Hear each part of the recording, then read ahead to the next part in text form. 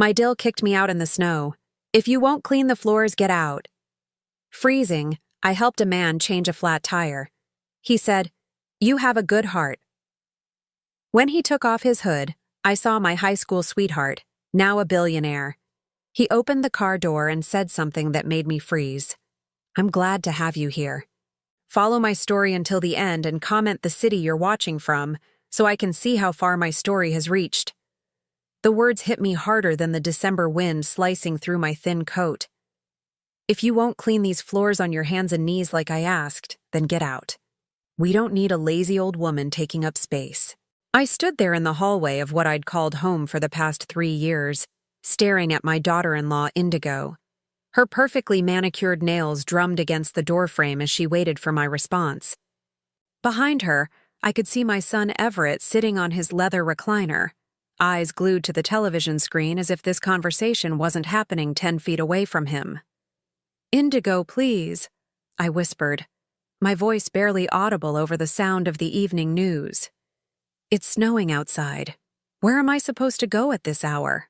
She shrugged, her blonde hair catching the light from the chandelier she'd insisted they install last year with money I knew they didn't have. "That's not my problem, Phyllis. You've been living here rent-free for 3 years, eating our food, using our electricity. The least you could do is clean up after yourself properly." Rent-free. The words stung because they weren't true. Every month, I handed over $800 of my $1,200 pension to help with household expenses. That left me with $400 for everything else: my medications, my few personal needs, the occasional coffee with my old neighbor Sarah when she could drive over from the senior complex. "Everett," I called out, hoping my son would finally speak up, would finally defend his mother the way I'd defended him countless times throughout his 38 years of life. "Son, please tell her I can't go out in this weather." He didn't even turn around, just lifted the volume on the remote control until the sound of some crime drama filled the room. The message was clear. He was choosing his wife's comfort over his mother's safety. I looked down at my feet, still wearing the thin house slippers I'd put on that morning when I woke up in the converted storage room they called my bedroom. No windows, barely enough space for a single bed and a small dresser they'd bought at a garage sale. This was what my life had become at 65 years old. "Fine," I said, my voice steadier than I felt. "I'll go pack my things." "Don't take too long," Indigo called after me as I walked toward my room. "We're expecting company later, and I don't want any drama." Company? Probably her sister Melody and that husband of hers who always made jokes about nursing homes whenever I was in earshot. They'd all laugh about this tomorrow, about how they finally got rid of the burden. I pulled my old suitcase from under the bed and began folding the few clothes I owned. 3 sweaters, 2 pairs of pants, some undergarments, and the wool coat my late husband Robert had bought me 20 years ago for our anniversary. Everything I owned in this world fit into one small suitcase. As I packed, memories flooded back. Everett as a baby, colicky and difficult, while Robert worked double shifts at the factory. The years after Robert died when Everett was only 16, how I worked 3 jobs to keep us afloat and pay for his college. The pride in his eyes when he graduated, the promises he made about taking care of me when I got older. Those promises felt like lies now. 20 minutes later, I wheeled my suitcase through the living room. Indigo was curled up on the couch next to my son, both of them watching some reality show about rich housewives. Neither of them looked up as I headed for the front door. "Bye, Mom," Everett called out casually, like I was heading to the grocery store instead of being thrown out into a December blizzard. The cold hit me like a physical blow the moment I stepped outside. Snow was falling heavily, already covering my footprints from this morning when I'd gone to check the mail. The wind whipped through the bare trees lining their suburban street, and I could barely see the house across the road through the white curtain of snow. I pulled my coat tighter and began walking, my suitcase wheels struggling against the accumulating snow on the sidewalk. Each step sent icy water seeping through my thin slippers, and within minutes, I could no longer feel my toes. The streetlights created small circles of visibility, but beyond them was just darkness and swirling snow. Where could I go?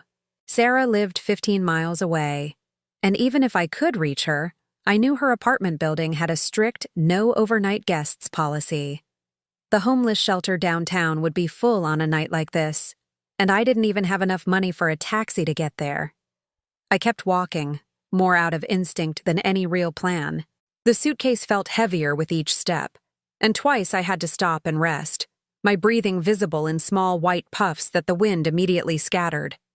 That's when I saw the broken-down car on the side of the road, its hazard lights blinking like a heartbeat in the storm.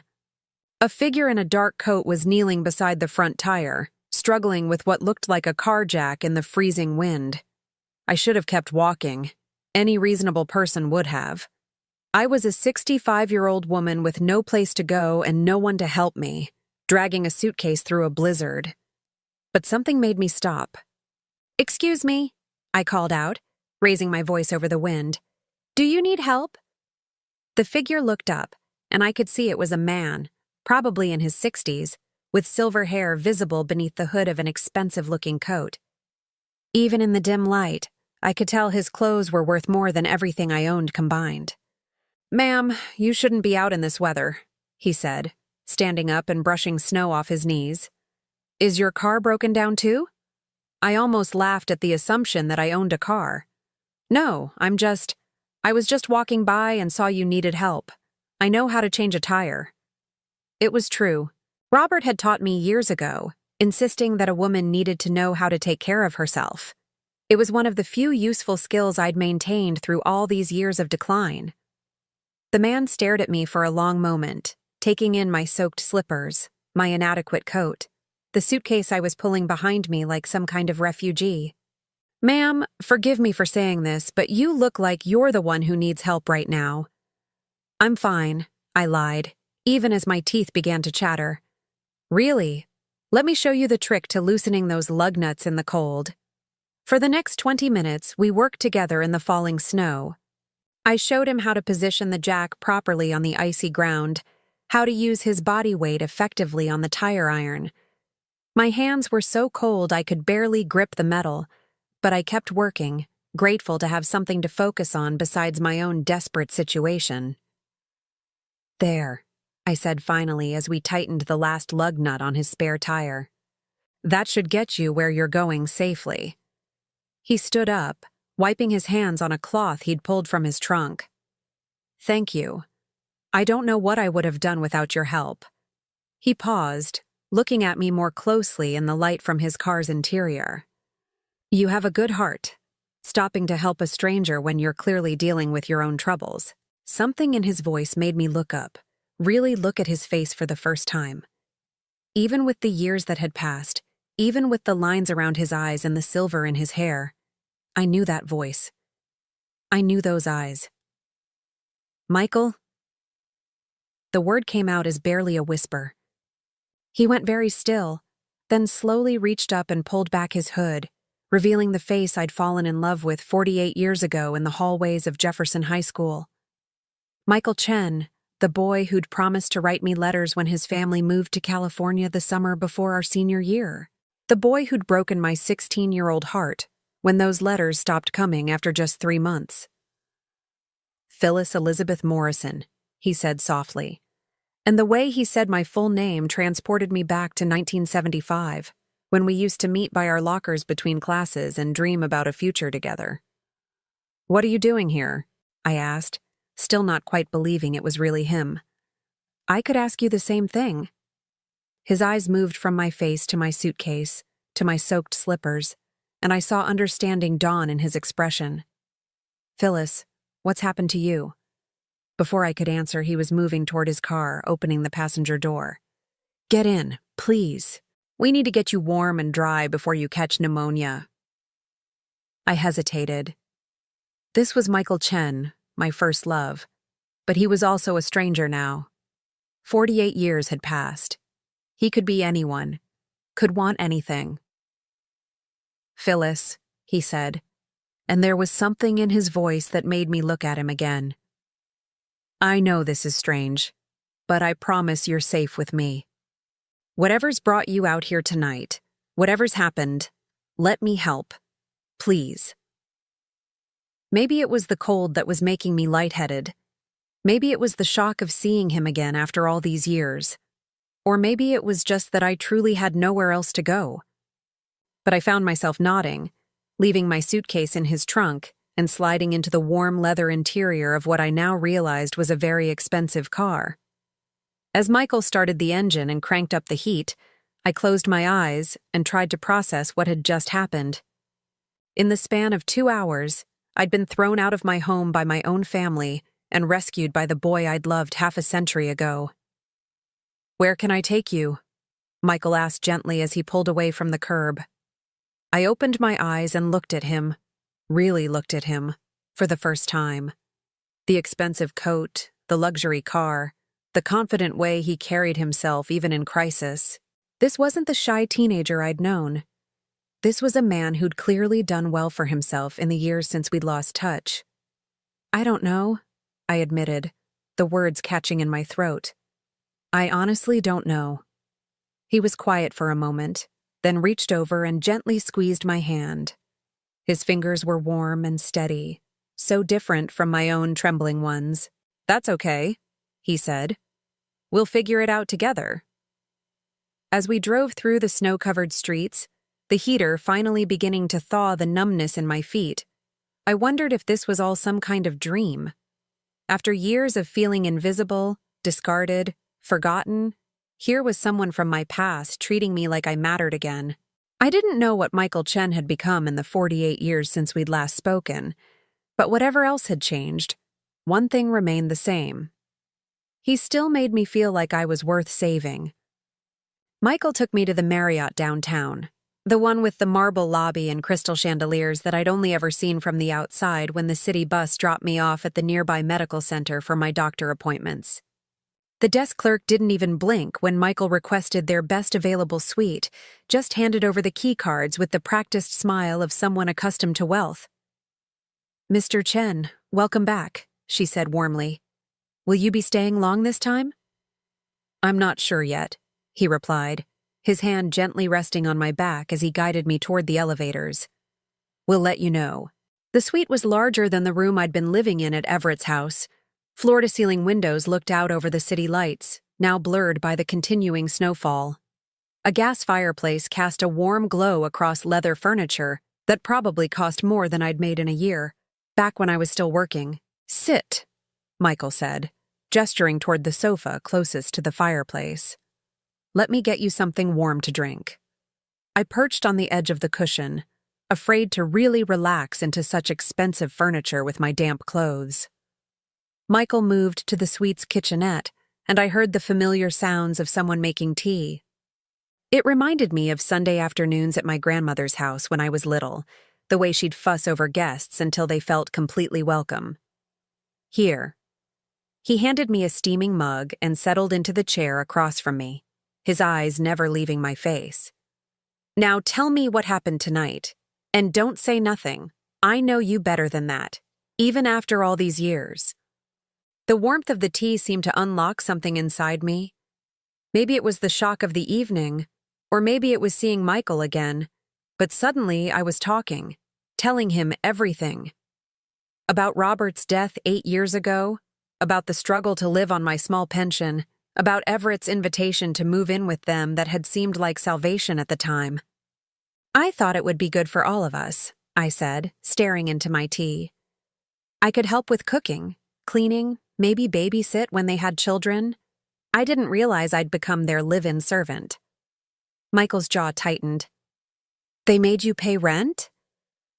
$800 a month, almost my entire pension. The words tasted bitter. Indigo said it was only fair since I was using their utilities and eating their food, but I was the one doing most of the cooking, most of the cleaning. I think she just liked having someone to order around. "And your son allowed this?" I was quiet for a long moment, remembering all the times I'd hoped Everett would stand up for me, would remember who I was before I became this diminished version of myself. Everett learned a long time ago that keeping Indigo happy was easier than making waves. She has very specific ideas about how things should be done, and she doesn't tolerate disagreement. What triggered tonight's eviction? I almost laughed at how delicately he put it. She wanted me to scrub the bathroom floors on my hands and knees. Said using a mop wasn't thorough enough. When I suggested that at my age, maybe I could clean them effectively without crawling around on the tile, she decided I was being defiant. Michael set down his coffee cup with enough force to make me look up. His face was calm, but his eyes burned with an anger I'd never seen there before. She threw a 65-year-old woman out into a blizzard because you wouldn't scrub floors on your hands and knees? It sounds worse when you say it like that. It sounds like exactly what it is. Elder abuse. He stood up and began pacing to the window, his expensive suit moving with the fluid confidence of someone who'd learned to command rooms. Phyllis, you can't go back there. I don't have anywhere else to go. The admission hung between us like a physical thing. My pension barely covers basic expenses. I can't afford an apartment on my own, even a studio. I looked into senior housing, but the waiting lists are years long. Michael stopped pacing and turned to face me. In the soft light from the fireplace, I could see the boy I'd fallen in love with superimposed over the successful man he'd become. Same dark eyes, same way of tilting his head when he was thinking. What happened to us, Phyllis? He asked quietly. After I moved to California, I wrote you letters every week for months, but you never responded. I felt something cold settle in my stomach. What letters? Michael, I never received any letters from you. He went very still. That's impossible. I sent them to your home address, the same one I'd been to dozens of times. I waited, I whispered, the old pain rising fresh and sharp. I waited for months. I thought you'd forgotten about me, found someone new in California. I thought you were done with small-town girls who weren't sophisticated enough for your new life. Michael sank back into his chair, his face pale. My mother, he said finally. She never liked you, never thought you were good enough for me. She must have. She must have intercepted the letters before they reached you. The silence stretched between us as we both absorbed the magnitude of what his mother had stolen from us. 48 years of wondering, of believing ourselves abandoned or forgotten, when the truth was that someone else had made the choice to separate us. I looked for you, he said eventually.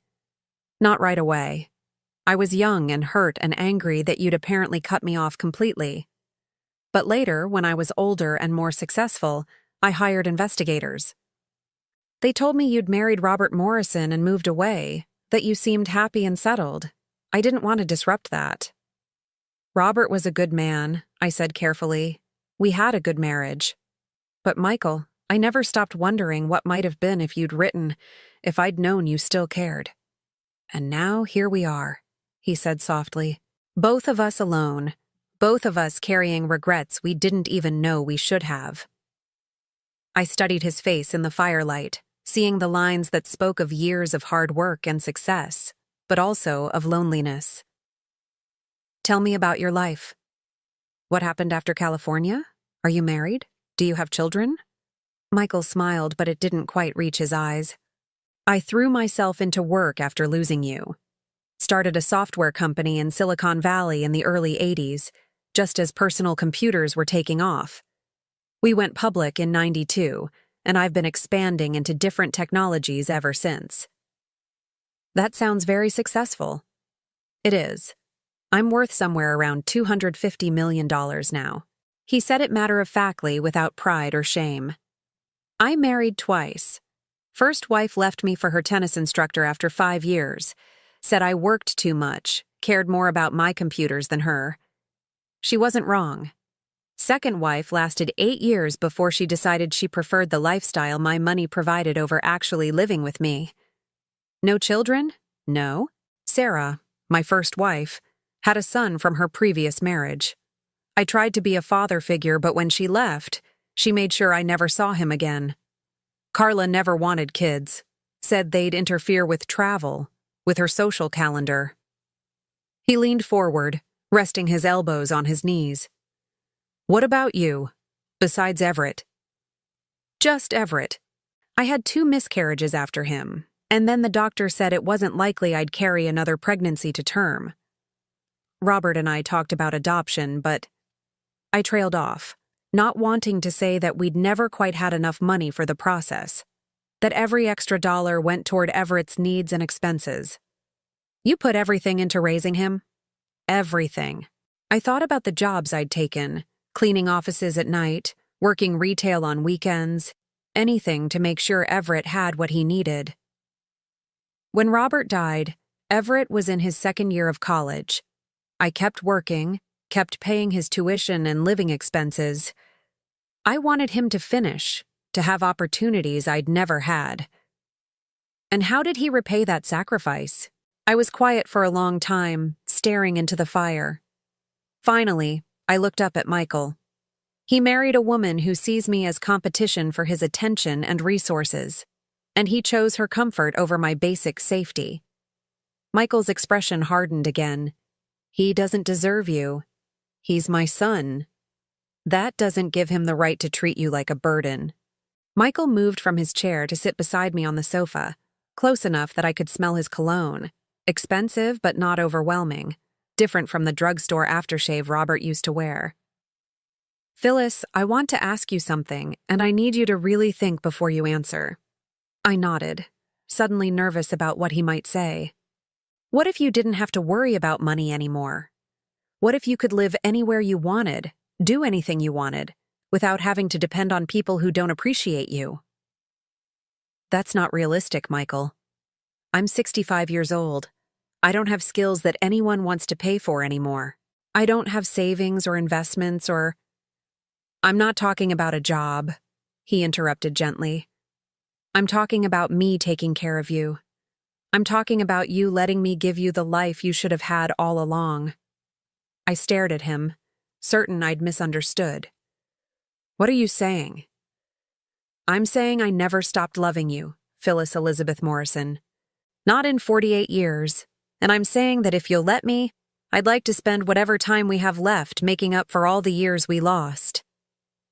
The words hung in the air between us, impossible and wonderful and terrifying all at once. Outside, the snow continued to fall, covering the world in white silence. Inside this warm, luxurious suite, the boy I'd loved was offering me a future I'd never dared to dream of. But there was still the matter of my family, my son who'd thrown me out, but who might still need me. There was still the question of whether 2 people could bridge 48 years of separate living and find their way back to love. I don't know what to say, I whispered. Michael reached for my hand, the same way he had in his car, his fingers warm and steady around mine. Say you'll think about it. Say you won't go back to people who don't value you just because you think you have no other choice. I looked around the beautiful room, at this man who'd appeared like a miracle in the middle of the worst night of my life. Tomorrow, I'd have to make decisions about my future, about what came next. But tonight, for the first time in years, I felt safe. I'll think about it, I promised, and saw something that might have been hope light up in his dark eyes. I woke up the next morning in a bed so comfortable I thought I was still dreaming. Egyptian cotton sheets, down pillows that cradled my head like clouds, and sunlight streaming through windows that looked out over a city I'd lived in for 40 years but never seen from this height. For a moment I couldn't remember where I was. Then it all came flooding back. The fight with Indigo, the blizzard, Michael's face in the snow-covered darkness. I sat up slowly, my joints protesting less than they usually did after a night on the narrow bed at Everett's house. Michael had insisted I take the master bedroom while he slept on the sofa, despite my protests. A gentleman doesn't let a lady sleep on furniture, he'd said with a smile that reminded me so much of the boy I'd known that my heart had actually skipped a beat. There was a soft knock on the door. Phyllis, are you awake? I've ordered room service. I wrapped the hotel bathrobe around myself, thick terry cloth that probably cost more than my entire wardrobe, and opened the door. Michael stood there holding a silver coffee pot, still wearing his shirt from yesterday, but looking refreshed in a way that spoke of expensive skincare and good genetics. "Good morning," he said, and there was something almost shy in his voice. "I wasn't sure how you liked your coffee, so I ordered everything." The sitting area had been transformed into a breakfast nook. Fresh orange juice, pastries that looked like they'd come from a French bakery, eggs Benedict, fresh fruit arranged like artwork. I couldn't remember the last time I'd seen so much food that wasn't marked with clearance stickers from the grocery store. "This is too much," I protested, but Michael was already pulling out a chair for me. "It's been 48 years since I got to have breakfast with you," he said. "Let me spoil you a little." As we ate, Michael talked about his business, his travels, the house he'd built in Napa Valley that he rarely had time to enjoy. I found myself relaxing in a way I hadn't in years, laughing at his stories about difficult clients and technology disasters. This was the Michael I remembered, funny, kind, interested in everything I had to say. "What about you?" he asked as I finished the best croissant I'd ever tasted in my life. "What did you do before you retired? Besides raising Everett, I mean." I felt the familiar flush of embarrassment. "Nothing very exciting. I worked at a dry cleaner for 23 years after Robert died. Before that, I did whatever I could. Cleaning offices, retail, some waitressing. Just survival jobs, really." "Don't do that," Michael said firmly. "Diminish yourself. You kept a family together, raised a son, survived losing your husband, adapted to whatever work you could find to make ends meet. That takes tremendous strength and resourcefulness." I was saved from having to respond by the ringing of my old flip phone. The caller ID showed Everett's number, and my stomach immediately clenched with anxiety. Old habits die hard. Even after being thrown out in a snowstorm, my first instinct was still to worry about my son. "I should probably take this," I said apologetically. Michael nodded. "Of course, I'll be right here." I answered on the fourth ring. "Hello, Everett." "Mom, where the hell are you?" His voice was tight with an emotion I couldn't quite identify. "Indigo's been calling around looking for you all morning. She's worried sick." Worried sick, after throwing me out in a blizzard. The irony would have been funny if it wasn't so painful. "I'm fine," I said simply. "I found somewhere warm and safe to stay." "Where?" "With that Sarah woman?" "Because I called her place and she said she hadn't heard from you." I glanced at Michael, who was pretending to read a newspaper but clearly listening to every word. "I'm staying with an old friend." "What old friend?" "Mom, you don't have any friends with money. I can tell you're somewhere fancy. I can hear it in the background. What's going on?" There was something in Everett's voice that I'd never heard before. Not concern for my well-being, but something that sounded almost like panic, as if my being somewhere fancy was somehow threatening to him. "It doesn't matter where I am," I said. "I'm safe, I'm warm, and I'm being treated with respect. Something I haven't experienced in your house for quite some time." "Mom, don't be dramatic. Indigo was just having a bad day yesterday. You know how stressed she gets. Come home and we'll work this out." "Work what out exactly?" "The fact that I pay $800 a month to be treated like hired help. The fact that your wife thinks it's appropriate to demand I scrub floors on my hands and knees? Or the fact that you sat there and watched her throw your mother out into a snowstorm without saying a word?" Silence on the other end. Then, "She said you could come back if you apologized." The words hit me like a physical blow. After everything that had happened, after I'd nearly frozen to death on the streets because of their cruelty, they wanted me to apologize. "Goodbye, Everett," I said quietly, and hung up before he could respond. Michael looked up from his newspaper. "Everything all right?" "They want me to apologize," I said, still staring at my phone. "For what? Refusing to be abused?" Before I could answer, my phone rang again. This time it was a number I didn't recognize. "Hello? Is this Phyllis Morrison?" The voice was female, young, with an edge of barely controlled hysteria. "Who is this?" "This is Indigo. I'm using my sister's phone because you're not answering when I call from mine.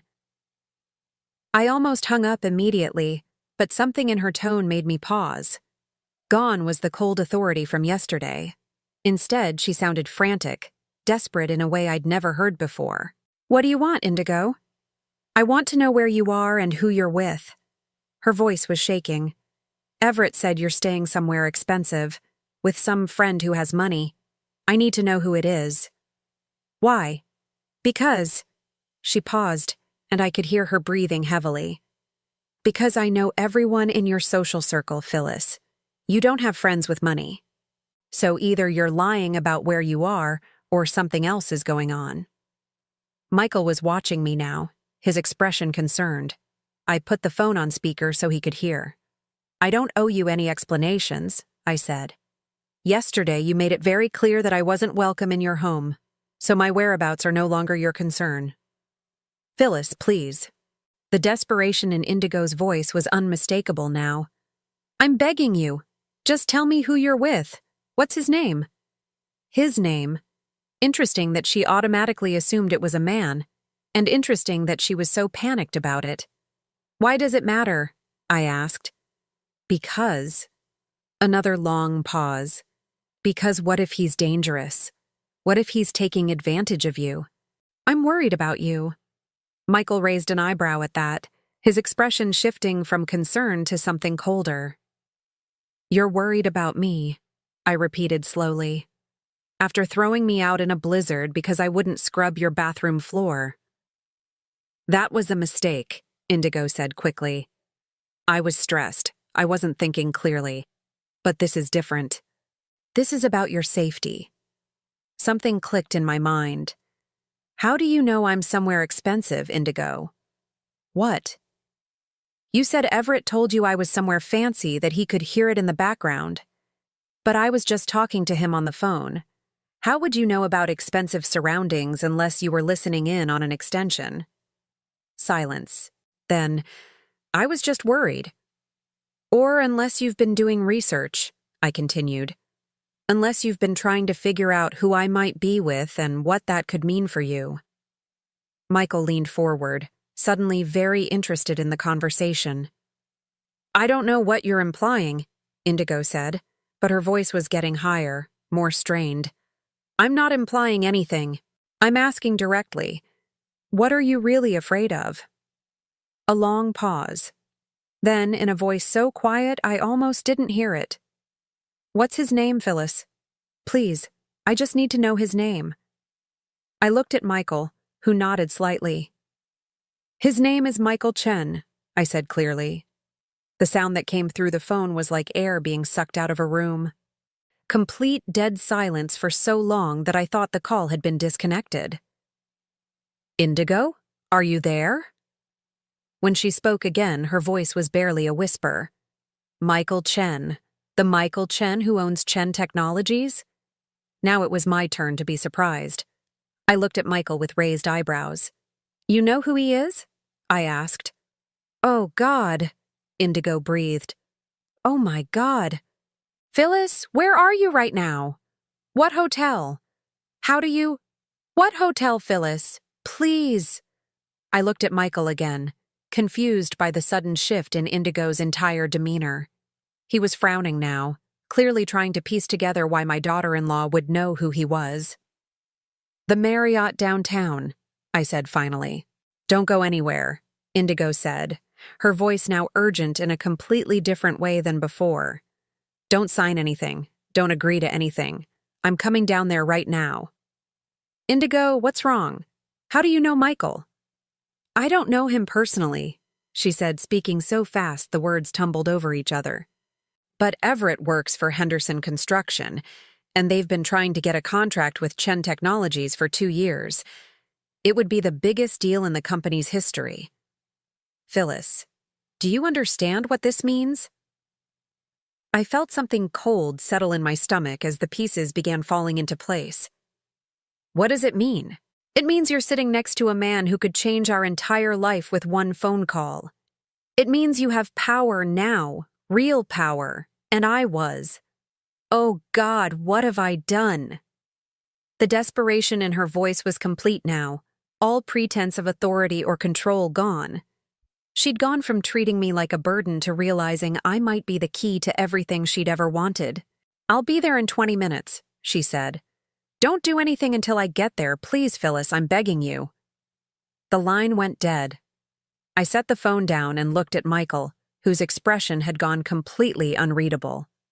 "Henderson Construction," he said quietly. "Your son works for Henderson Construction." "You know them?"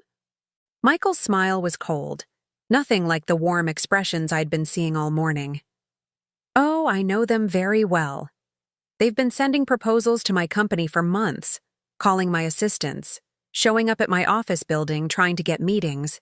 Very persistent people." "Everett mentioned some big contract they were hoping for," I said slowly. "He's been working overtime, staying late, bringing work home. Indigo kept talking about how this deal could change everything for them financially. And now she realizes that the woman she threw out in the snow is personally acquainted with the man who controls that contract." Michael leaned back in his chair, and for the first time since I'd met him again, he looked every inch the powerful businessman he'd become. How interesting. The irony of the situation was starting to sink in. For 3 years, I'd lived in their house feeling like a burden, like someone they tolerated out of obligation. And all this time, I'd been one chance encounter away from having something they desperately wanted. "What are you going to do?" I asked. Michael was quiet for a long moment, staring out the window at the city below. When he looked back at me, his expression was thoughtful. "That depends," he said finally. "What do you want me to do?" For the first time in years, someone was asking what I wanted, instead of telling me what I should accept. The power dynamic that had defined my life since Robert's death was shifting, and I wasn't sure how to handle it. 20 minutes later, we heard frantic knocking on the suite door. "That'll be them," I said quietly. Michael stood up, straightening his shirt. "Ready?" I thought about yesterday, about scrubbing floors, about walking through the snow with nowhere to go, about feeling invisible and disposable. Then I looked at Michael, at the luxury surrounding us, at the future he was offering. "Ready," I said, and meant it. When Michael opened the door, Indigo practically fell into the room. She'd clearly thrown on whatever clothes were closest: jeans, a wrinkled sweater, hair pulled back in a messy ponytail. Behind her stood Everett, looking confused and uncomfortable. "Mr. Chen," Indigo said breathlessly, extending her hand. "It's such an honor to meet you. I'm Indigo Morrison, and this is my husband Everett. We're so grateful you helped Phyllis last night." Michael shook her hand politely but didn't smile. "Mrs. Morrison, Mr. Morrison." Everett stepped forward, clearly still trying to understand why his mother was having breakfast with one of the most successful businessmen in the state. "Mom, we need to talk. This whole thing has gotten out of hand." "Has it?" I asked, remaining seated at the breakfast table. "Which part? The part where your wife threw me out in a snowstorm, or the part where you let her do it?" Indigo shot her husband a look that could have cut glass, then turned back to Michael with the kind of desperate charm she usually reserved for people she needed favors from.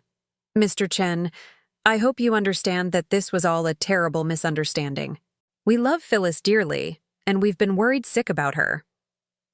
"Worried enough to call the police when she went missing?" Michael asked mildly. Another silence. We knew she was resourceful," Everett said weakly. Michael nodded slowly, as if this explained everything.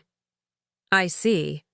So resourceful that you felt comfortable letting a 65-year-old woman wander around in a blizzard rather than, say, apologizing for your wife's behavior and asking her to stay." "Now wait just a minute," Everett said, some of his usual defensiveness returning. "You don't know the whole story. My mother can be. Difficult sometimes, set in her ways." I felt something snap inside me. Difficult? Because I didn't want to crawl around on bathroom floors? That's not what I meant. Then what did you mean? The words came out louder than I intended, and for the first time in years, I didn't care who was uncomfortable with my anger. Please, enlighten me. Enlighten Mr. Chen. Tell him exactly how difficult I've been while paying $800 a month to live in your storage room and clean your house. Everett's face flushed red. Mom, you're embarrassing yourself. No, Michael said quietly, but his voice carried the unmistakable authority of someone accustomed to being heard. I think you're embarrassing yourself. And your wife. The room fell silent except for the sound of Indigo's rapid breathing. I could practically see her mind racing, trying to figure out how to salvage a situation that was spiraling completely out of her control. Mr. Chen, she said finally, her voice artificially sweet. Perhaps we could discuss this privately. I'd hate for family dynamics to interfere with business relationships. Michael's smile was razor-sharp. Business relationships, Mrs. Morrison? I wasn't aware we had one. Well, no, not yet, but Henderson Construction has been hoping— Yes, Michael interrupted. I know exactly what Henderson Construction has been hoping. The question is, what makes you think I care about their hopes now? The weight of his words settled over the room like a heavy blanket. Indigo's face went white as she realized that her treatment of me hadn't just cost her a free housekeeper and babysitter. It had potentially cost them their financial future, and I was just beginning to understand the true power of my position. The silence that followed Michael's words was deafening. I watched as Indigo's face cycled through a range of emotions: confusion, hope, desperation, and finally, dawning horror as she began to understand that her cruelty hadn't just burned a bridge with me, but potentially destroyed their entire future. Mr. Chen, she said carefully, as if speaking to a wild animal that might bolt at any sudden movement. I know we got off to a bad start, but surely we can work past this. Family disagreements happen. They don't have to affect business. Michael walked over to the window, his hands clasped behind his back as he looked out over the city. When he spoke, his voice was conversational, almost casual. You know, Mrs. Morrison, I've been in business for over 30 years. I've seen every type of person you can imagine: the brilliant, the ruthless, the desperate, the entitled. But there's one type I refuse to do business with under any circumstances. He turned around, and the expression on his face made Everett shift uncomfortably. I don't work with people who abuse those who can't defend themselves. Indigo's mouth opened and closed like a fish gasping for air. It wasn't abuse. It was just a family argument that got heated. You threw a 65-year-old woman out of her home during a blizzard, Michael said, his voice cutting through her protests like a blade, because she wouldn't scrub your bathroom floor on her hands and knees.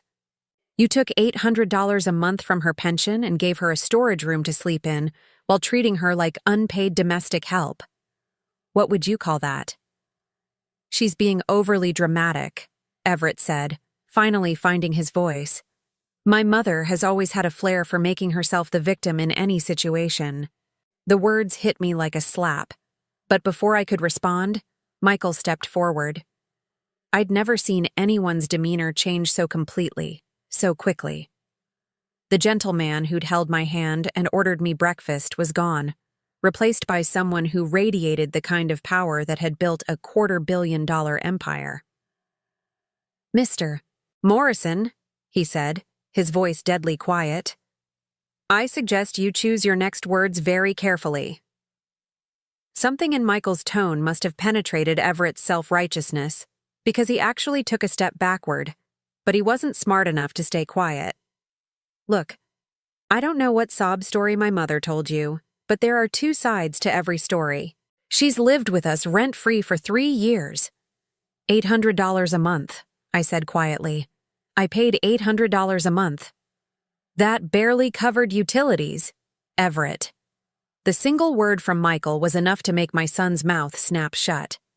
I'm going to tell you something, and I want you to listen very carefully. Yesterday morning, I finalized the purchase of Henderson Construction.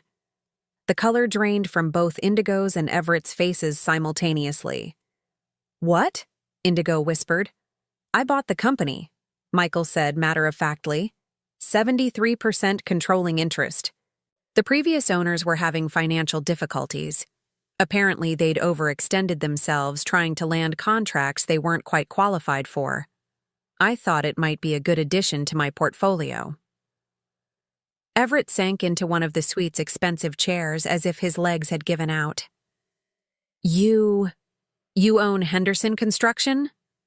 "As of 9 a.m. yesterday morning, yes. Which makes me your boss. Both of your bosses, actually." Michael's smile was cold. "Interesting how these things work out, isn't it?" Indigo made a sound somewhere between a sob and a gasp. "We didn't know. We had no idea you knew Phyllis. If we had known—" "You would have treated her differently?" Michael asked.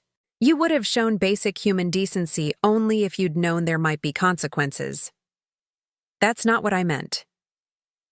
"Then what did you mean?" I asked, standing up for the first time since they'd arrived. "Because it sounds exactly like what you meant. You're only sorry because it turns out I know someone with power over your lives." Indigo turned to me, tears streaming down her face, all pretense of authority completely gone. "Phyllis, please. I made a mistake. I was stressed about money, about Everett working so much, about everything falling apart if he doesn't get promoted. I took it out on you and that was wrong." "You're right," I said calmly. "It was wrong. Just like it was wrong when you made me give up my bedroom so you could have a craft room.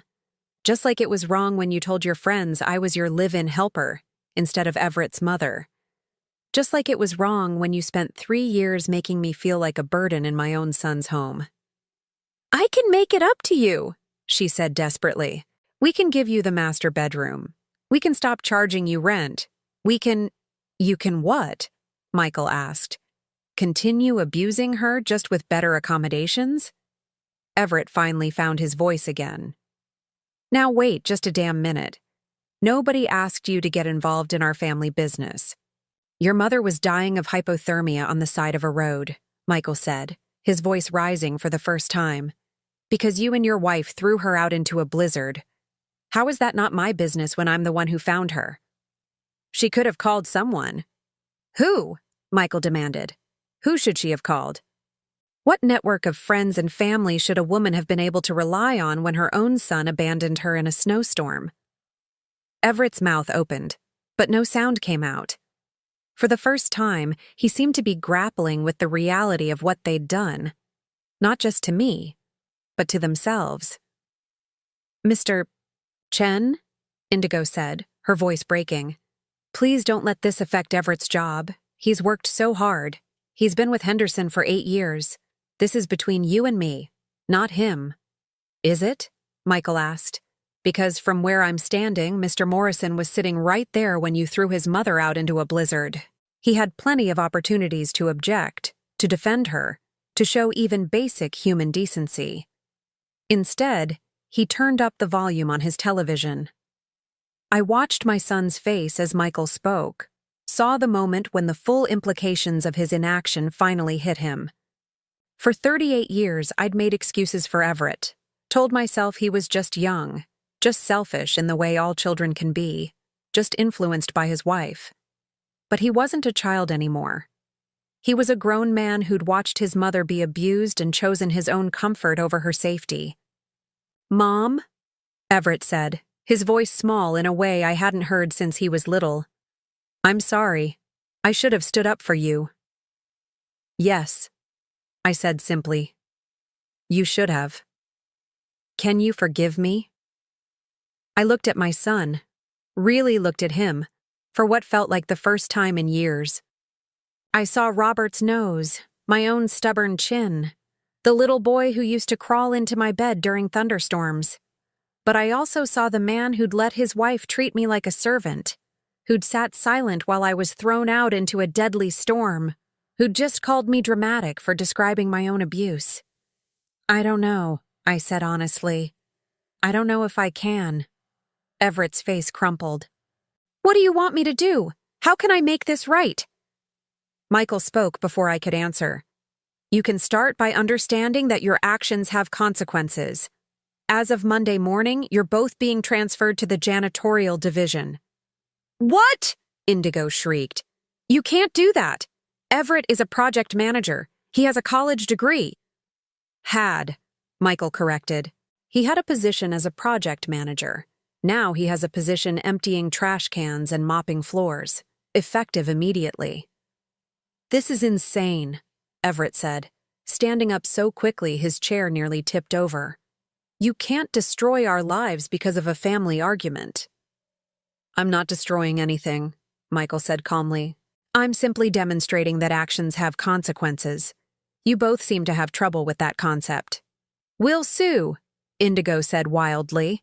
This is wrongful termination, workplace retaliation. For what? Michael asked. I'm not firing you. I'm reassigning you to positions better suited to your character. Surely people who think it's appropriate to demand an elderly woman scrub floors on her knees shouldn't object to doing some floor scrubbing themselves. The brutal logic of it hit them both like a physical blow. They'd set the terms: manual labor as punishment, cleaning as humiliation. Now they were going to live by those same terms. How long? Everett asked quietly. That depends, Michael said, looking at me. Phyllis, what do you think would be appropriate? The question surprised me. For 3 years, no one had asked my opinion about anything that mattered.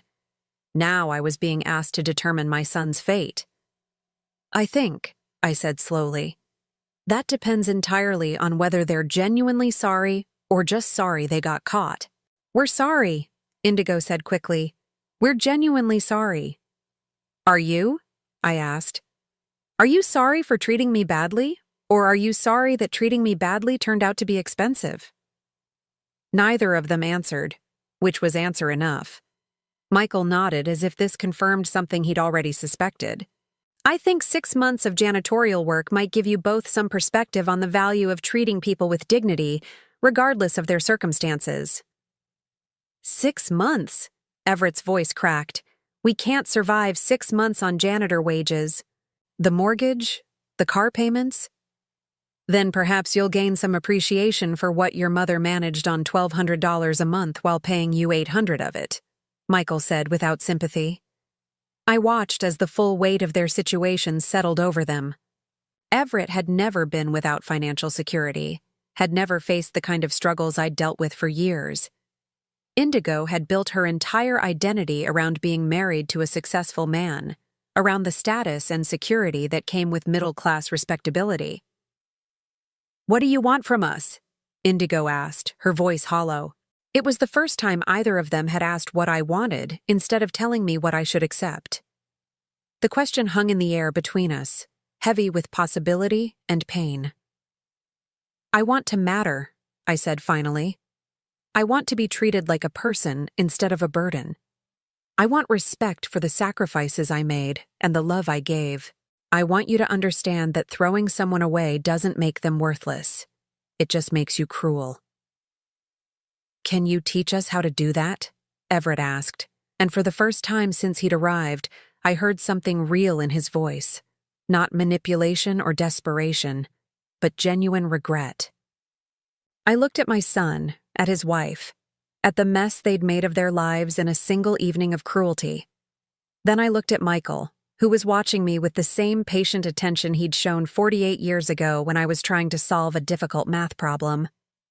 I don't know, I said honestly, but maybe we can find out. Michael stepped closer to me, his hand finding mine with the same gentle certainty he'd shown in the car last night. Whatever you decide, you don't have to face it alone anymore. As I stood there between my past and my future, between the family that had failed me and the love that had found me again, I realized something important.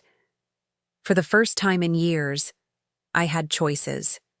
Real choices, backed by real power, and I intended to use them wisely. 3 days passed in a strange kind of limbo.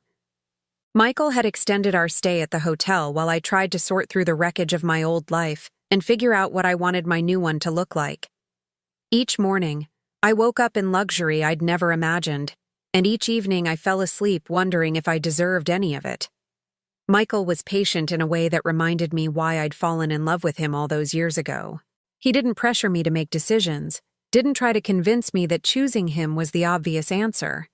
Instead, he simply existed beside me, solid and reassuring, while I wrestled with 48 years of conditioning that told me family came first, no matter how badly they treated you. On the third morning, while Michael was downstairs in a business meeting with some clients who'd flown in from Seattle, I received a call that changed everything. "Mom?" Everett's voice was different somehow, quieter, more uncertain than I'd heard it in years. "Hello, Everett. Could you meet me somewhere? Just you and me? I know you're angry, and you have every right to be, but I need to talk to you. Without Indigo, without Michael Chen, just us." I was quiet for a long moment, looking out the hotel window at the city below. "What makes you think I want to talk to you?" "Because you're my mother," he said simply. "And despite everything I've done, despite how badly I've screwed this up, I'm still your son. I have to believe that means something." An hour later, I sat across from Everett in a small diner downtown, the kind of place where the coffee was strong and nobody cared if you lingered over your meal. He looked terrible, his hair unwashed, his clothes wrinkled, deep circles under his eyes that spoke of sleepless nights and desperate worry. "You look like hell," I said, and was surprised to hear a note of maternal concern creep into my voice despite everything. He laughed, but there was no humor in it. "I feel like hell. Mom, I've been thinking about what happened, really thinking about it, and I need you to know something." "What's that?" "I remember now. I remember being little and Dad leaving, and how scared I was that you might leave too. I remember you working all those jobs, coming home exhausted, and how I used to think that if I was just good enough, perfect enough, you'd never have to work so hard." His eyes filled with tears, and for a moment I saw not the 38-year-old man who'd betrayed me, but the frightened little boy who used to crawl into my bed during thunderstorms. "But then I grew up," he continued, "and somewhere along the way, I started taking all those sacrifices for granted. I started thinking they were just what mothers did, not something special you'd chosen to do for me. And when Indigo came along, you found someone who told you that you were the center of the universe," I said quietly. "And it was easier to believe that than to remember how hard I'd worked to make your world possible." "She made me feel important," Everett admitted.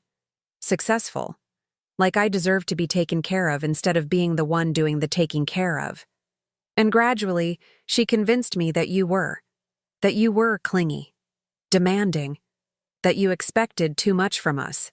"What did I expect, Everett? What was too much?"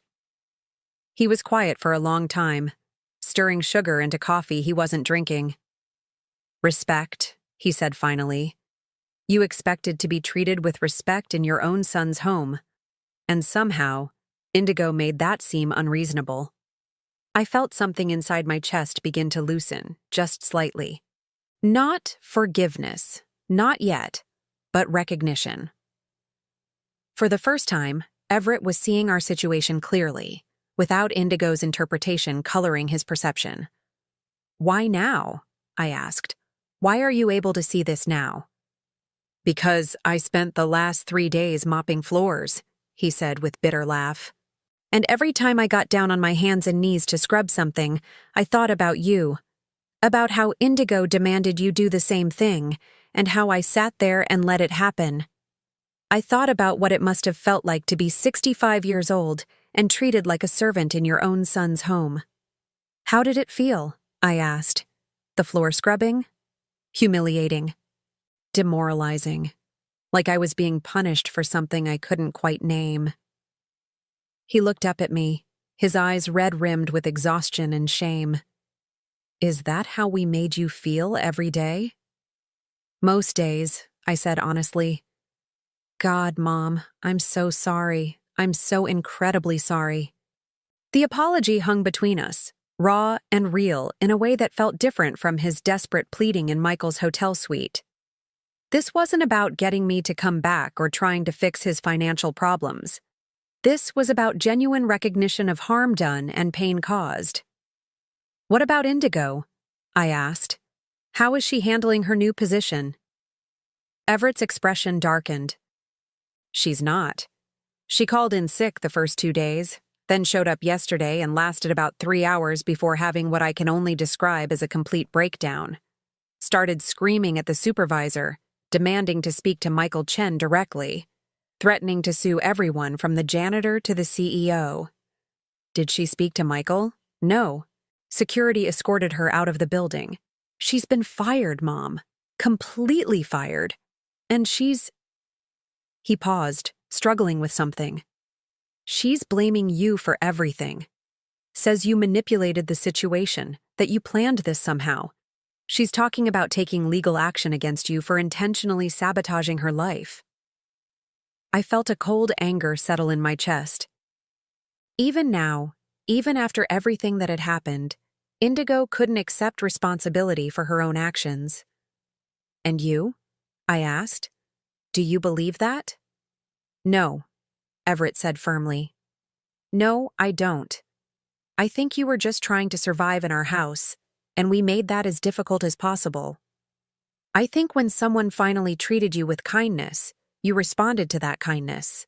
There was no manipulation, no planning, just basic human need for dignity." We sat in silence for a while, both of us processing the magnitude of what had been broken and what might possibly be repaired. "What happens now?" Everett asked finally. "I don't know," I said honestly. "Michael has asked me to move in with him. He wants to take care of me, to give me a life I never imagined possible. And I'm seriously considering saying yes." "You should," Everett said, surprising me. "Mom, you should absolutely say yes. Even though it means leaving you behind?" "Especially because it means leaving me behind." He reached across the table and took my hand, his fingers rough from 3 days of manual labor. "I need to figure out who I am without Indigo telling me. I need to learn how to be a man who stands up for the people he loves instead of a man who takes the easy way out. And I can't do that while you're still there trying to take care of me." "What about your marriage?" "What marriage?" Everett laughed bitterly. "Indigo moved in with her sister yesterday. Said she couldn't stand to look at me, knowing I was the reason her life fell apart. She wants a divorce, wants half of everything, and she's probably going to get it. The house will have to be sold, the car's repossessed. I'll probably end up in a studio apartment somewhere, starting over at 38 years old." "I'm sorry," I said, and was surprised to discover I meant it. "Don't be. This is what I deserve. This is what we both deserve." He squeezed my hand. "But you, Mom, you deserve so much better than what I gave you. If Michael Chen can provide that, then please, please don't let guilt over me stop you from taking it." I studied my son's face, looking for signs of manipulation or hidden agenda, but found only exhaustion and genuine remorse. "There's something I need to know," I said. "If Michael wasn't involved, if there were no consequences for how you'd treated me, would you still be sorry?" Everett was quiet for a long time, really thinking about the question. "I want to say yes," he said finally. "I want to believe I would have eventually seen how wrong we were. But honestly, I don't know. I might have just kept making excuses, kept believing Indigo's version of events. It might have taken something this dramatic to wake me up. At least you're being honest." "I'm trying to be. For the first time in years, I'm trying to be completely honest about who I am and what I've done." He paused. "The question is, can you ever forgive me? Not today, not next week, but someday?" I looked at my son, really looked at him, and tried to separate the man sitting across from me from the little boy I'd raised. He'd hurt me deeply, betrayed every sacrifice I'd made, chosen comfort over loyalty. But he was also genuinely remorseful, genuinely committed to change, genuinely willing to face consequences without trying to shift blame. I don't know, I said finally, but I'm willing to find out. Relief flooded Everett's face. That's more than I deserve. Maybe, but it's what I'm offering. We talked for another hour about his childhood, about the mistakes we'd both made, about the possibility of rebuilding something real between us someday. When I finally stood to leave, Everett stood too, hesitating for a moment before pulling me into a hug. I love you, Mom, he whispered against my hair. I know I haven't shown it, but I do love you. I love you too, I said, and felt some of the ice around my heart begin to thaw. But love isn't enough anymore, Everett. There has to be respect. There has to be consideration. There has to be proof that you value me as a person, not just as a mother who exists to serve your needs. I understand. And I'll spend however long it takes proving that I can be the son you deserved all along. When I returned to the hotel, Michael was waiting for me in the suite sitting area, reading a book and sipping tea. He looked up when I entered, his eyes searching my face for clues about how the meeting had gone. How was it? He asked gently. Hard, necessary, maybe hopeful. I sat down beside him on the sofa, suddenly exhausted by the emotional weight of the day. He's genuinely sorry, Michael. Not just sorry for the consequences, but sorry for the pain he caused. And how do you feel about that? Confused? Relieved? Still hurt, but maybe not as hopeless as I was before. I leaned back against the soft cushions, closing my eyes. He told me I should say yes to you, said I deserved better than what he'd given me. And what do you think? I opened my eyes and looked at Michael, this man who'd appeared in my darkest moment like something from a fairy tale, offering me a future I'd never dared to dream of. I think, I said slowly, that I'm tired of making decisions based on other people's needs instead of my own wants. Michael set down his book and turned to face me fully. What do you want, Phyllis? I want to wake up every morning in a bed that's actually mine. I want to drink good coffee and read books and have conversations with someone who values my thoughts and opinions. I want to travel and see things I've never seen and eat at restaurants I've never been able to afford. I want to be someone's first choice instead of their last resort. And I want to do all of that with you, I said, my voice growing stronger with each word. I want to see who we could have been if your mother hadn't intercepted our letters. I want to find out if two people can fall in love again after 48 years apart. Michael's smile was radiant, transforming his entire face. Is that a yes? That's a yes, I said, and felt the last chains of my old life fall away. He reached into his jacket pocket and pulled out a small velvet box. I was hoping you'd say that. Inside was the most beautiful ring I'd ever seen. Not the traditional diamond solitaire I might have expected, but a vintage emerald surrounded by tiny diamonds, elegant and unique and perfect. It was my grandmother's, Michael said as he slipped it onto my finger. She wore it for 63 years, through good times and bad, through war and peace, through poverty and prosperity. I want you to wear it for whatever time we have left, whether that's 3 years or 30. I stared at the ring, at the way it caught the light, at the way it looked on my hand like it belonged there. What about Everett? I asked. What about the possibility of reconciliation? What about it? Michael asked gently. Phyllis, choosing to build a life with me doesn't mean you can never speak to your son again. It just means you're not going to sacrifice your happiness for his comfort anymore. If he wants a relationship with you, he can earn it on your terms, not his. The wisdom of his words settled over me like a warm blanket. I didn't have to choose between love and family. I could choose love and insist that family prove themselves worthy of it. So what happens now? I asked. Now, Michael said, we go home. We start the life we should have started 48 years ago. And we don't waste another single day on regret. As he kissed me for the first time since we were 17 years old, I realized something important. Sometimes the most radical act isn't forgiveness or revenge. Sometimes it's simply choosing yourself. Choosing your own happiness, your own worth, your own future. And for the first time in my adult life, that's exactly what I was doing. 6 months later, I stood in the kitchen of Michael's house in Napa Valley, watching the sunrise paint the vineyard gold through windows that stretched from floor to ceiling. The kitchen was larger than the entire apartment I'd shared with Robert in our early married years, but somehow it felt intimate rather than overwhelming. Maybe because Michael had filled it with touches that made it ours. My grandmother's recipe box on the counter, photos from our recent trip to Italy on the refrigerator, herbs growing in small pots along the windowsill that I tended each morning. I was making pancakes, a skill I'd perfected during those lean years when Everett was young, and fancy breakfasts were the one luxury I could afford to give him. The irony wasn't lost on me that now, when I could afford to have a chef prepare anything I wanted, I was choosing to cook for the simple pleasure of it. "Something smells incredible," Michael said as he entered the kitchen, his hair still damp from his morning shower. Even at 66, he moved with the energy of a much younger man, though I'd learned to recognize the small signs of contentment that had softened his edges since we'd been together. The way he hummed unconsciously while reading. The way he reached for my hand without thinking whenever we walked together.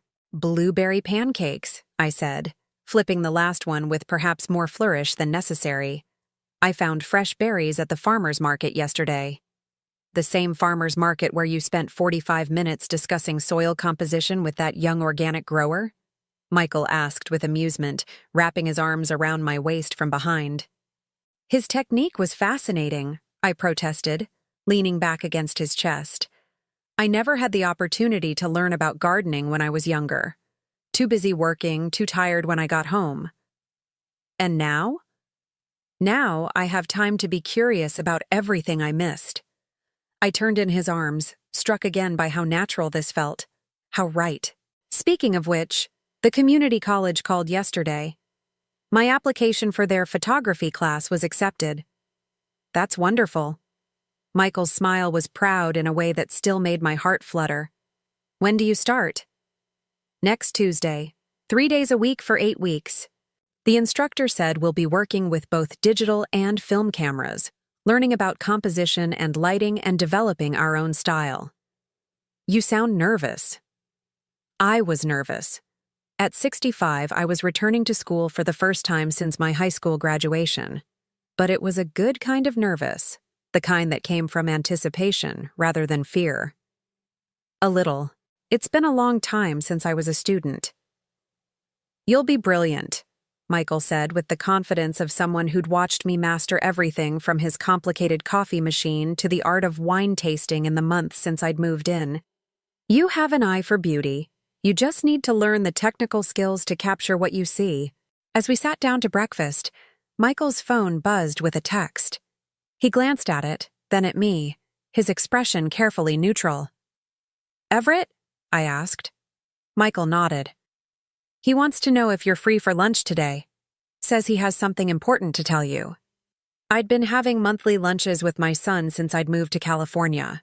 They were still careful affairs, both of us learning how to navigate this new dynamic where I wasn't responsible for managing his emotions and he wasn't entitled to my unconditional support. But they'd been getting easier, more genuine, as Everett slowly proved he was serious about changing. "What do you think he wants to talk about?" I asked. "I suspect it has to do with the papers his lawyer filed yesterday." I raised an eyebrow. Michael's business connections meant he often knew about legal proceedings before the people involved did. "What papers?" "Divorce papers. Everett filed for divorce from Indigo yesterday morning, citing irreconcilable differences and requesting no spousal support." I set down my coffee cup, surprised by the relief I felt. In the 6 months since everything had fallen apart, Indigo had made several attempts to reconcile with Everett, each one more manipulative than the last. She'd tried tears, threats, promises of change, and when those failed, she'd attempted to use their mutual friends to pressure him into taking her back. "How do you feel about that?" Michael asked carefully. Relieved, I said honestly. As long as he was still married to her, there was always the possibility that she'd convince him to go back to old patterns. This feels like finality. It is finality. She can't hurt you anymore, Phyllis. She has no power over your life or your relationship with your son. An hour later, I sat across from Everett in the same diner where we'd had our first honest conversation 6 months ago. He looked different, thinner but healthier somehow. His hair was shorter, his clothes simpler, and there was something in his posture that suggested he was more comfortable with himself than he'd been in years. "You look good," I told him, and meant it. "I feel good. Different, but good." He smiled, and for the first time in years, it reached his eyes. "Mom, I need to tell you something important, and I want you to hear it from me before you hear it from anyone else. The divorce papers." His eyebrows shot up. "You already know?" "Michael has his sources. How are you feeling about it?" Everett was quiet for a moment, stirring cream into his coffee with the same absent-minded concentration he'd had as a child when he was thinking through something difficult. "Relieved," he said finally. "Scared, but relieved. For the first time since I married her, I feel like I can make decisions based on what I think is right, instead of what will keep peace in the house." "What changed your mind? Last time we talked, you were still trying to save the marriage." "Last time we talked, I was still trying to save the person I thought she could become instead of accepting who she actually is." Everett looked up from his coffee. "She came to see me last week, wanted to discuss reconciliation. But the whole conversation was about what you and Michael had taken from her, how her life had been destroyed by your selfishness. Not once did she acknowledge what she'd done wrong. Not once did she take responsibility for her own actions. And that bothered you?" It terrified me. Because I realized that if I took her back, I'd be choosing to spend the rest of my life with someone who thinks cruelty is justified as long as the target can't fight back. Someone who sees kindness as weakness and respect as something that has to be earned through submission. I felt something ease in my chest that I hadn't even realized was still tight. For months, I'd been afraid that Everett's remorse was temporary, that eventually Indigo would find a way to convince him that I was the real villain in their story. "There's something else," Everett continued. "I've been going to therapy, individual therapy, not couples counseling. I needed to understand how I became someone who could sit quietly while his wife abused his mother." "What have you learned?" "That I spent most of my adult life looking for someone who would make me feel important without requiring me to actually be important. Indigo made me feel like a success without demanding that I succeed at anything that mattered. She made me feel like a good person without requiring me to do good things." The insight was more profound than I'd expected from my son, who'd never been particularly introspective. Dr. Martinez, my therapist, helped me understand that when you sacrifice for someone without them acknowledging the sacrifice, it can create resentment instead of gratitude. I think that's what happened with us.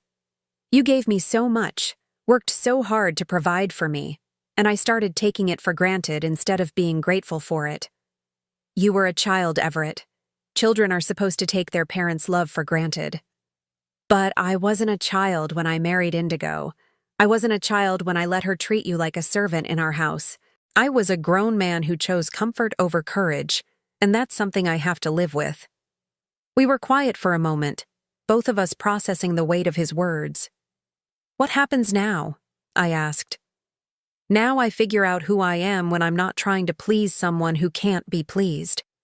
I keep working. Michael has been fair about letting me earn my way back to a better position, though I'll never take that for granted again. I keep going to therapy. I keep working on becoming someone you can be proud of instead of someone you have to make excuses for." "I'm already proud of you," I said softly.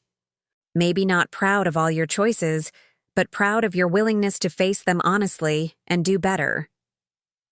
That means everything to me." Everett reached across the table and took my hand. "Mom, I need you to know that I understand now why you chose Michael. I understand that you deserve happiness and security and love that doesn't come with conditions attached. I'm not asking you to choose between him and me. Good, because I wouldn't. He laughed.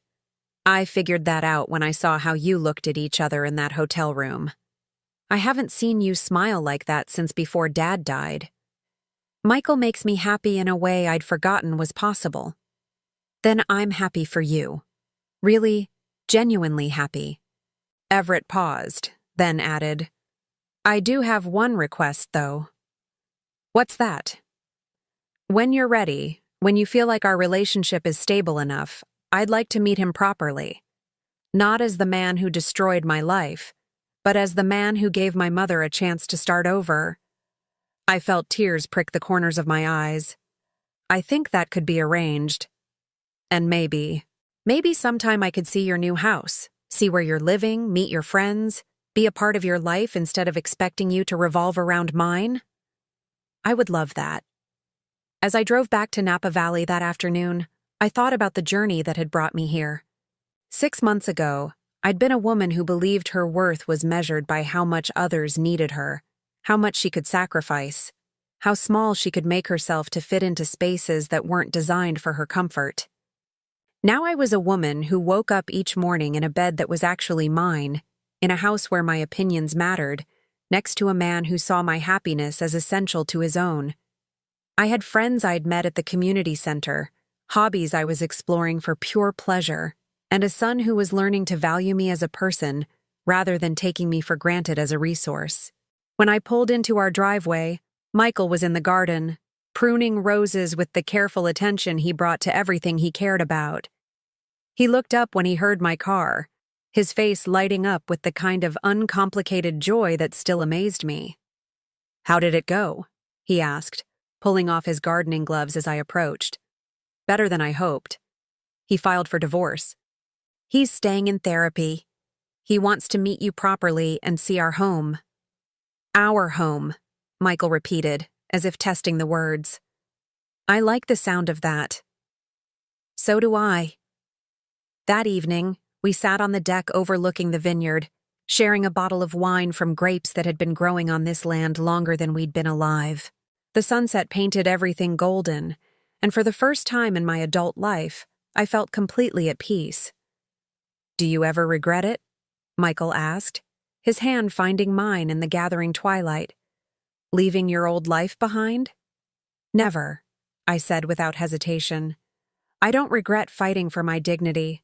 I don't regret choosing happiness over obligation. And I don't regret giving us a second chance. Even if it meant hurting Everett. I didn't hurt Everett. His own choices hurt him. I just stopped absorbing the impact of those choices for him. I turned to look at Michael, this man who'd saved me in more ways than one. You know what I regret? What? I regret that it took me 65 years to learn that love without respect isn't actually love at all. I regret all the years I spent believing that being needed was the same thing as being valued. And now? Now I know the difference. I lifted our joined hands and kissed his knuckles, tasting the lingering sweetness of wine. Now I know what it feels like to be chosen instead of settled for. As the stars began to appear in the darkening sky, I thought about the woman I'd been 6 months ago, standing in the snow with nowhere to go, believing herself to be burden and a disappointment. That woman could never have imagined this life, this love, this profound sense of belonging. But she'd had something this woman needed to remember. The strength to keep going even when everything seemed hopeless. The courage to help a stranger change a tire even when she was drowning in her own problems. The dignity to maintain her values even when no one else respected them. Those qualities hadn't disappeared when my circumstances changed. They'd simply been given space to flourish in soil that nourished rather than depleted them. Thank you, I said to Michael as we prepared to go inside. For what? For seeing me, for valuing me, for proving that it's never too late to start over. Thank you, he replied, for having a heart good enough to stop and help a stranger on the worst night of your life, for being brave enough to trust me with your future, for teaching me that love is even more beautiful the second time around. As we walked into our house together, I realized that some stories don't end with dramatic confrontations or perfect reconciliations. Sometimes they end with quiet contentment, with the simple joy of being known and cherished, with the profound satisfaction of a life rebuilt on your own terms. Sometimes the greatest victory isn't defeating your enemies. It's walking away from battles that were never yours to fight in the first place. Sometimes the most powerful choice isn't forgiveness or revenge. It's simply choosing yourself. And sometimes, if you're very lucky, choosing yourself leads you back to a love you thought was lost forever, and forward to a future more beautiful than any you dared to imagine. Now I'm curious about you who listened to my story. What would you do if you were in my place? Have you ever been through something similar? Comment below, and meanwhile, I'm leaving on the final screen 2 other stories that are channel favorites, and they will definitely surprise you. Thank you for watching until here, for watching until here, for watching until here, for watching until here, for watching until here, for watching until here.